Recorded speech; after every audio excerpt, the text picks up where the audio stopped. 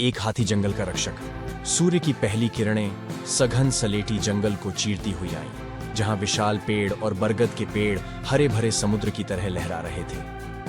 पेड़ों की ऊंची डालों पर बंदरों का झुंड झूल रहा था। उनकी चीखें पूरे जंगल में गूंज रही थी। इसी जंगल में एक विशाल महुआ पेड़ के नीचे एक नन्हा हाथी पैदा हुआ। उसकी माँ तारा एक जानी मानी मातृ हाथी थी, जो अपनी शक्ति और बुद्धि के लिए जानी जाती थी। नवजात हाथी को आंखें खोलने में थोड़ा समय लगा, लेकिन जब उसने खोला तो उसने अपने आसपास की दुनिया को देखा। हरे भरे पत्ते, सूरज की किरणें जमीन पर नाच रही थीं और अन्य हाथियों का दयालु झुंड जो उसका स्वागत कर रहे थे। छोटे हाथी का नाम दंत था। वह जल्दी ही एक जिज्ञासु और चंचल बछड़ा बन गया। वह पेड़ों के पीछे छिपता, अपनी सूंड से कीचड़ उछालता और अपनी माँ के पैरों के पास खड़ा होकर दूध पीता। तारा अपने बेटे की हर हरकत पर प्यार से नजर रखती थी। वह उसे जंगल के तरीके सिखाती थी, उसे पत्तियों को तोड़ना, पानी के गड्ढों को ढूंढना और झुंड के साथ चलना। एक दिन दंत झुंड से भटक गया। वह तितलियों के पीछे दौड़ रहा था, उनके चमकीले रंगों से मोहित हो गया था। पेड़ों के घने जाल में खो जाने से पहले ही उसे एहसास हुआ कि वह अकेला है। वह डर गया और अपनी सूंड से ऊंची आवाज में ट्रम्पेट किया। उसकी पुकार जंगल से होकर गुजरी, पेड़ों की कोमल पत्तियों को हिलाती हुई। दूर से एक गहरी आवाज सुनाई दी। ये राजा, जंगल का सबसे बुजुर्ग हाथी था। वह धीरे धीरे दंत के पास गया, अपने विशाल दांतों को चमकाते हुए। राजा ने दंत को शांत किया और उसे वापस झुंड के पास ले गया। रास्ते में राजा ने दंत को जंगल के खतरों के बारे में बताया। शिकारी, जोरदार बारिश और जंगल में अकेले रहने का खतरा। जैसे जैसे दंत बड़ा होता गया, वैसे वैसे उसकी जिज्ञासा भी बढ़ती गई। वह जंगल के हर कोने का पता लगाना चाहता था। उसने पाया कि जंगल विभिन्न प्रकार के जीवों का घर था। घने जंगलों में छिपते हुए बाघ, नदियों में मगरमच्छ मंडराते हुए और पेड़ों पर रंग बिरंगे पक्षी चहचहाते हुए। उसने जंगल की भाषा सीखी। हिरणों की चेतावनी भरी फुफकार, बंदरों की चीख पुकार और उल्लुओं का रात का हूंट। एक गर्मी के दिन जंगल में आग लग गई। सूखी पत्तियां और टहनियां तेजी से जल रही थीं, जिससे काले धुएं का गुब्बार निकल रहा था। जानवर दहशत में भाग रहे थे, आग की गर्मी से बचने के लिए संघर्ष कर रहे थे। दंत ने देखा कि आग एक छोटे से हिरण के बच्चे की ओर बढ़ रही है, जो डर के मारे जम गया था। बिना किसी हिचकिचाहट के दंत ने अपनी सूंड से पानी की धार उस पर मारी, जिससे आग बुझ गई। हिरण का बच्चा अपनी मां के पास वापस चला गया, आंखों में कृतज्ञता के भाव लिए हुए।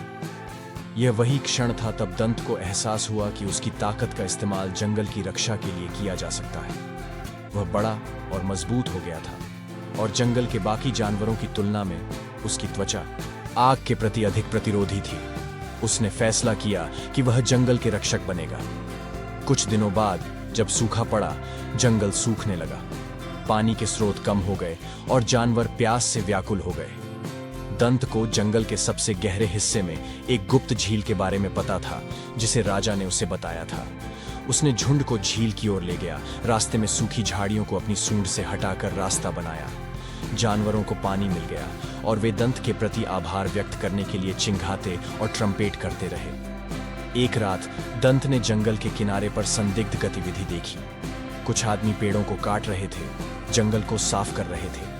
दंत जानता था कि यह जंगल के लिए खतरा है। उसने झुंड को जगाया और उन्हें जंगल के किनारे ले गया। हाथियों ने मिलकर एक जोरदार धमकाया, जिससे जमीन कांप गई। शोर सुनकर लकड़हारे भाग गए। जंगल एक बार फिर सुरक्षित था। दंत वर्षों तक जंगल का रक्षक बना रहा। उसने जंगल की रक्षा सूखे से, आग से और शिकारियों से की। जंगल के जानवर उस पर भरोसा करने लगे, उसे अपना मसीहा मानने लगे। दंत को गर्व हुआ कि वह जंगल के संतुलन को बनाए रखने में अपनी भूमिका निभा रहा है। एक दिन सूर्योदय के समय जंगल शांत था। हवा में फूलों की मीठी खुशबू थी। दंत एक ऊंचे टीले पर खड़ा था, पूरे जंगल को निहार रहा था। उसने देखा कि जंगल हरा भरा और स्वस्थ है। जानवर खुशी से घूम रहे हैं। दंत को पता था कि उसने अपना काम कर दिया है। वह जंगल का रक्षक था और वह हमेशा रहेगा। बच्चों के लिए सीख। यह कहानी बच्चों को प्रेरित करती है कि वे साहसी, दयालु और प्रकृति प्रेमी बने। यह उन्हें सिखाती है कि अपनी ताकत का इस्तेमाल दूसरों की मदद करने और दुनिया को बेहतर बनाने के लिए करें। इस कहानी के माध्यम से बच्चे प्रकृति के प्रति सम्मान, दोस्ती का महत्व और अपनी ताकत का सही इस्तेमाल करने की सीख ले सकते हैं। आपको हमारी कहानी कैसी लगी? अगर आपको पसंद आई तो लाइक और सब्सक्राइब जरूर करें। आगे आने वाली कहानियों के लिए नोटिफिकेशन ऑन कर देना। हमारी कहानियों को अपने दोस्तों और परिवार के साथ शेयर करें ताकि उन्हें भी आपकी तरह मजा आ सके। हमारे चैनल को सब्सक्राइब करने के लिए धन्यवाद। आपके प्यार और सहायता के लिए हम आभारी हैं।